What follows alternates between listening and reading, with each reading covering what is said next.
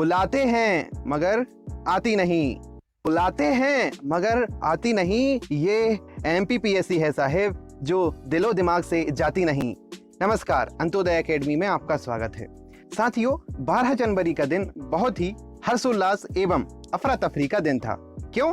क्योंकि इस दिन एमपीपीएससी की प्रारंभिक परीक्षा हुई थी, जिसका हमें बहुत ही दिनों से इंतजार था।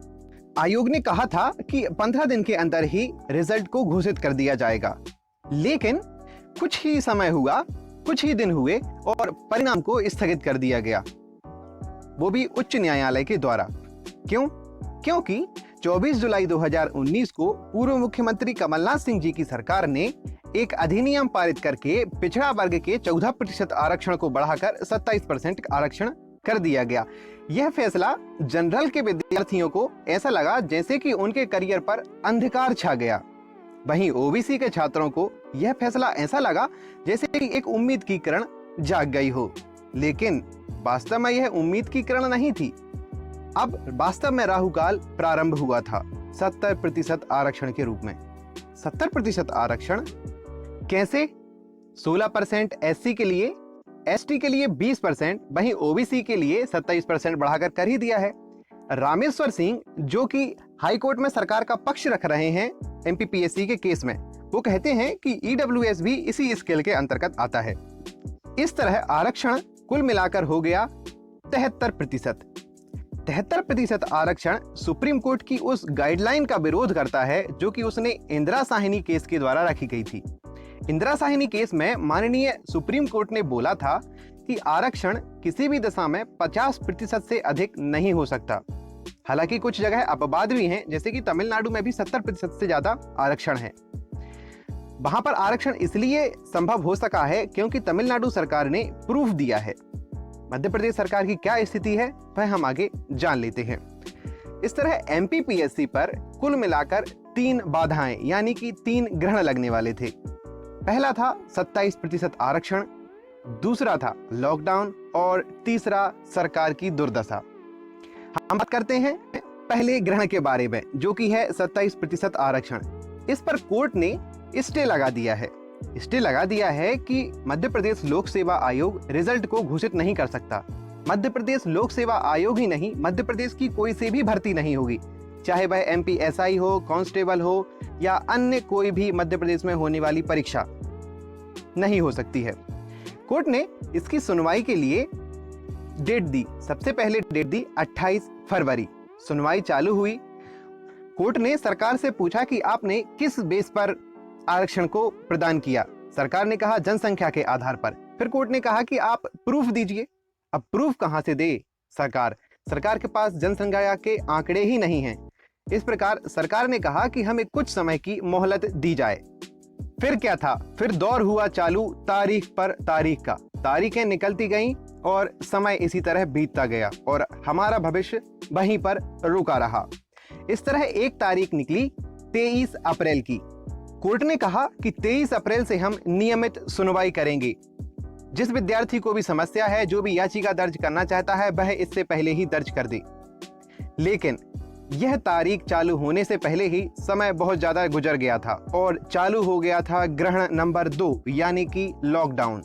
अप्रैल माह प्रारंभ होने से पहले ही सरकार ने 24 मार्च को संपूर्ण तालाबंदी की घोषणा की। संपूर्ण तालाबंदी की घोषणा के बाद कुछ समय बाद कोर्ट ने भी अपने कार्य को करना बंद कर दिया गया।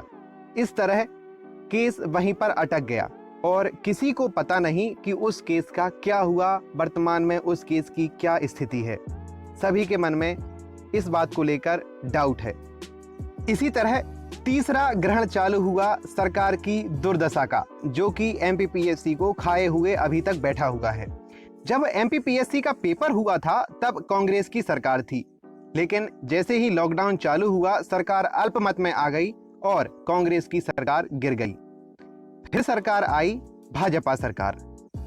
सरकारों का हमेशा से यह प्रयास रहता है कि वह अपने वोट बैंक को बचाए रखें, अर्थात एक बड़े समूह को अपने आवेश में बनाए रखें ताकि वह खुद को वोट दे सके और अगली बार सत्ता में पुनः प्रविष्ट कर सके।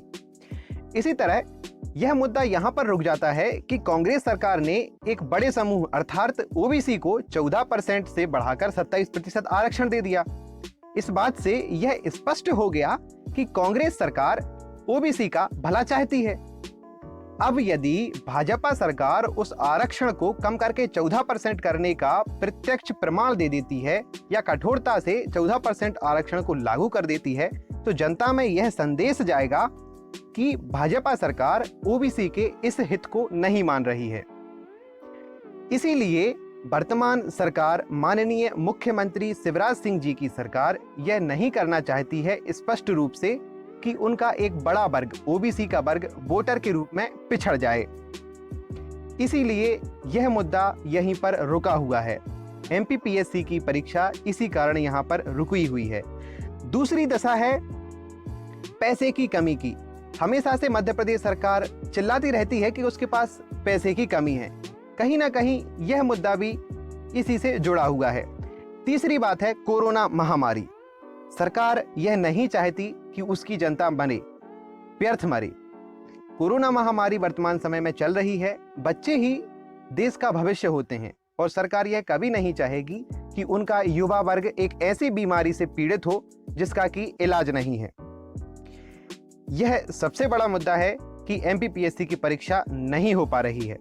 सरकार हमेशा से कह रही है कि वह बच्चों के भविष्य को चाहती है, ना कि परीक्षा को प्राथमिकता देती है।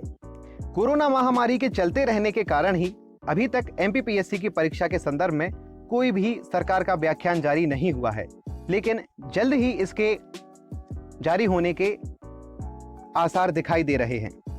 परंतु आसार दिख रहे हैं, यह बात तो ठीक है, उस समय तक हमें क्या करना चाहिए? साथियों, इसके लिए मैं आपको 2 पंक्ति सुनाना चाहूंगा।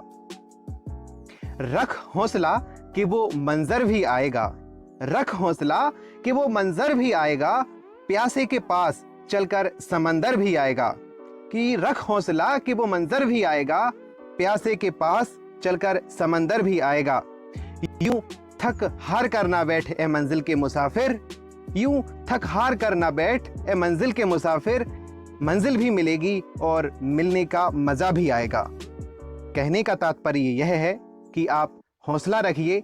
एमपीपीएससी परीक्षा टलने योग्य नहीं है। एक ना एक दिन वह जरूर होगी और जल्द ही होगी।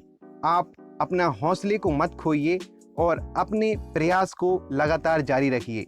टेस्ट सीरीज लगाइए, मॉक टेस्ट दीजिए, रिवीजन करते रहिए, कुछ अच्छा पढ़िए जो कि आपको मुख्य परीक्षा में लाभ दे और आगामी प्रारंभिक परीक्षा जो कि 2021 की होनी है उसमें भी आपको लाभ दे।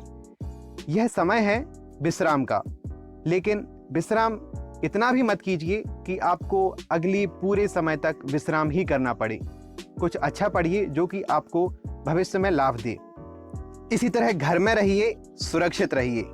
और एमपीपीएससी कब तक हो सकती है, यह जानने के लिए हमने तर्कों के माध्यम से इस वीडियो को तैयार किया है। संभावना है कि इस वीडियो में बताई गई तारीख को एमपीपीएससी हो सकती है, इसलिए आप इस वीडियो को देखिए और निरंतर मुख्य परीक्षा की तैयारी करने के लिए हमारे चैनल को सब्सक्राइब कीजिए। धन्यवाद। जय हिंद, जय भारत।